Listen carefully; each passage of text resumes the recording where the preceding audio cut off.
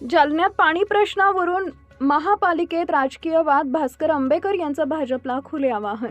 जालना शहरातील पाणी पुरवठा आणि महानगरपालिकेतील कारभारावरून सध्या राजकीय वातावरण तापलं असून माजी नगराध्यक्ष भास्करराव अंबेकर यांनी भाजप पक्षावर जोरदार टीका करत आवाहन दिलंय. आंबेडकर म्हणाले की निवडणुकीपूर्वी भाजपनं जालना शहराला दररोज पाणी देण्याचं आश्वासन दिलं होतं, मात्र ते अजूनपर्यंत पूर्ण झालेलं नाही. निवडणुकीपूर्वी दिलेलं आश्वासन सातत्यानं पूर्ण करणं हे सत्ताधाऱ्यांचं कर्तव्य आहे, असं त्यांनी स्पष्टपणे सांगितलंय. महानगरपालिकेच्या कारभारावर प्रश्नचिन्ह उपस्थित करत आंबेडकर यांनी विचारले की महानगरपालिकेचा खरा कारभार कोण चालवतो? प्रत्येक जण ही संस्था आपणच चालवतो अशा मानसिकतेतून काम करत असल्यानं नागरिकांच्या मूलभूत प्रश्नांकडे दुर्लक्ष होत असल्याचा आरोप त्यांनी केलाय. जालना शहराला पाणी कमीत कमी 8 दिवसाला आणि 15 दिवसाला पाणी येत आहे आणि नक्कीच जास्त प्रमाणात काढत आहे. काय सांगणार? नाही, आता ज्यांनी महानगरपालिकेच्या निवडणुका असताना आम्ही दररोज नागरिकांना पाणी देऊ असं नागरिकांना सांगितलं होतं.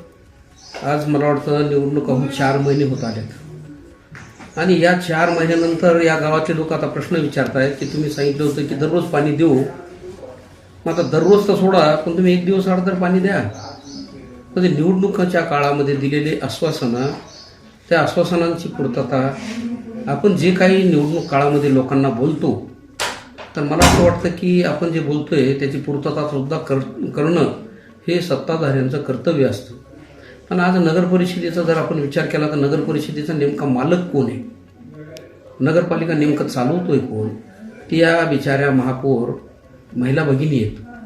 त्या महिला भगिनींना खऱ्या अर्थानं काम करू द्यायला पाहिजे. पण तिथं प्रत्येकाला वाटतं की ही महानगरपालिका मीच चालवली पाहिजे आणि म्हणून तिथं थोडं मला असं वाटतं की नियोजनाचा, समन्वयाचा प्रचंड अभाव होत आहे आणि नागरिकांचे जे प्रश्न आहेत, स्वच्छता, पाणी, या गोष्टीकडे दुर्लक्ष होऊन फक्त सत्ता मला कशी चालवता येईल या विचाराच्या मानसिकतेतल्याच लोकांमुळं हे सगळे प्रश्न निर्माण होत आहेत. आणि लिकेज जसं तुम्ही जे म्हटले, तर मला वाटतं की लिकेजच्या नावाखाली जर भ्रष्टाचार होत असेल, आता दररोज मी बघतोय की ते काय याच्यावर टाकले जाते, लिकेज काढताना आपण मी कसा काढतोय लिकेज.